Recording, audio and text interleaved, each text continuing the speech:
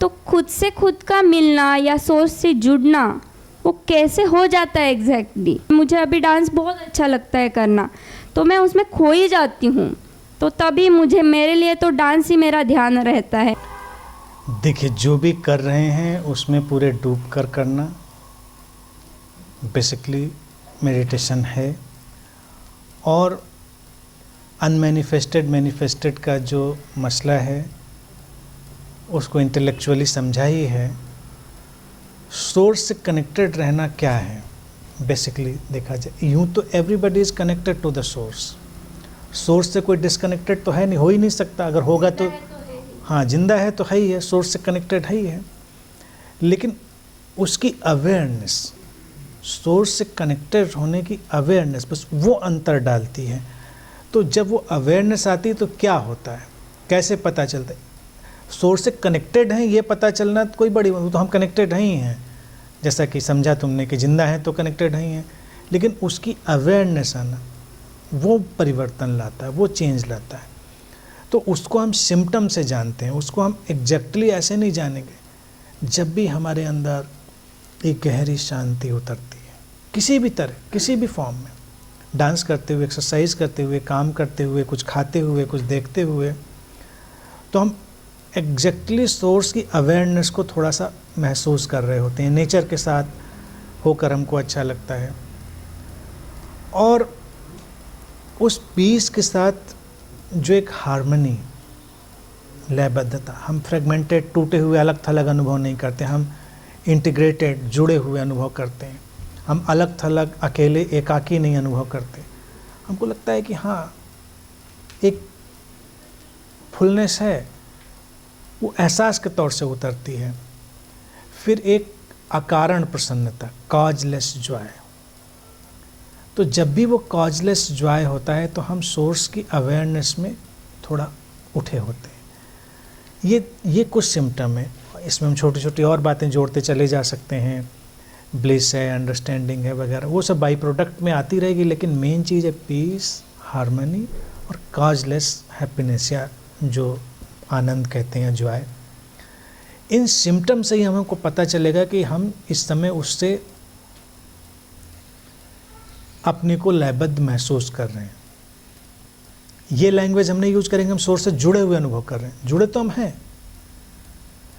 लेकिन कई बार क्या है ना कि जैसे हमारे बैंक में अभी बहुत पैसा पड़ा हुआ है और हमारे अनजाने में ही वो आता रहता है हमारे पास और हमारा काम चलता रहता है। जैसे मान लीजिए डिफ़ॉल्ट अभी सेट हो गया हो, जैसे आजकल के डिजिटल मोड में हम लोग करते हैं, सारे पेमेंट मोड हमने सब रिकरिंग कर दिए हमने, और सब वो ऑटोमेटिक डिडक्ट होता जा रहा है और सब काम चल, हमको पता ही नहीं चल रहा है, लेकिन ज़िंदगी तो चल रही। अब अगर प्रैक्टिकल लाइफ भी चल रही तो इसका मतलब कोई तो रिसोर्स होगा, रिसोर्स है तभी तो काम चल रहा है। अगर रिसोर्स नहीं होता तो काम कैसे चलता? लेकिन हमको एग्जैक्टली नहीं पता कि हमारे अकाउंट में है क्या। लेकिन एक दिन हम जाएं, चेक करें, एकदम से ज्ञान प्राप्त हो, अरे इसमें तो इतना है। मतलब ज़्यादा की बात कर रहा हूँ, कम की बात नहीं। तो जो खुशी और एक अजीब सा एक आत्मबल या एक अजीब सा जो सेटिस्फेक्शन होगा, वो बड़ा अलग टाइप का होगा। काम फिर भी वैसे ही चल रहा होगा, ऑटोमेटिक सब वैसे ही चल रहा होगा, लेकिन जो बीच में थोड़ी एंग्जाइटी, परेशानी जो प्रैक्टिकल आती होंगी वो अब नहीं आएंगी, क्योंकि अब हम जान गए, नहीं कोई चिंता नहीं, हो जाएगा, सब हो जाएगा, क्योंकि हमको पता है हो जाएगा। बीच बीच में अभी लगता था चल तो रहा है काम, लेकिन अब पता नहीं कल को क्या होगा, अब नहीं हुआ तो क्या हुआ, अब ये आज तो हो गया लेकिन आज वो कल तो नहीं हुआ तो क्या होगा। लेकिन जब एक बार हमने देख लिया अब रिसोर्स बहुत ज़्यादा है, चल रहा है, चलता रहेगा, पूरा कॉन्फिडेंस है, तो ये एक चीज़ पैदा होती है, ट्रस्ट।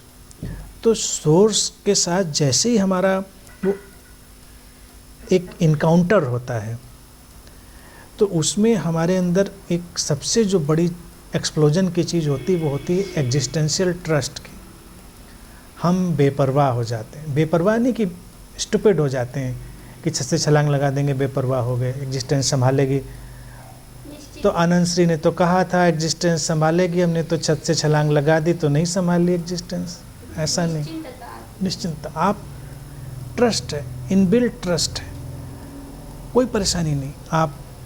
आपको कोई परेशानी भी आई, कोई दुर्घटना भी हुई, लेकिन एक ऐसा इंटैक्ट ट्रस्ट है कि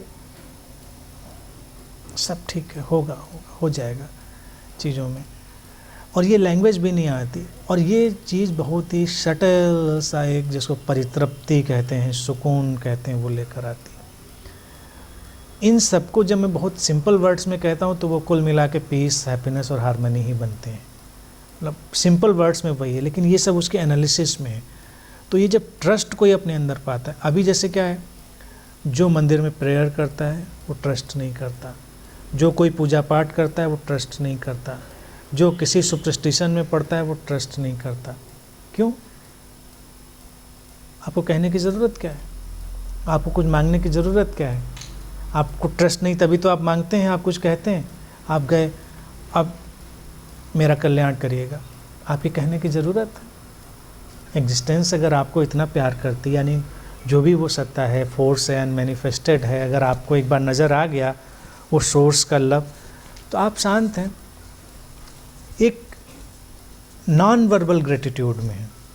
इसीलिए मैं ग्रेटिट्यूड पेइंग को भी बहुत महत्व नहीं देता। जैसे कुछ लोग हमेशा, कई कल्ट ऐसे हो जाते हैं जिनको मैं शुक्राने कल्ट कहता हूँ, शुक्राना कल्ट कहता, पंजाबी टाइप के लोग ज़्यादा होते हैं, वो शुक्राना। मेरे पास बहुत लोग आते थे पहले, हर बात पे शुक्राना, लख लख शुक्राना और ये सब। तो क्या शुक्राना नजराना, मतलब इनका क्या है? अगर ग्रेटिट्यूड है तो वो नॉन वर्बल है, हमारी पूरी बीइंग से बोलता है, हमारी पूरी बीइंग में वो ग्रेटिट्यूड है कि एग्जिस्टेंस हमारा ख्याल करती है, हमको बोलने की ज़रूरत नहीं।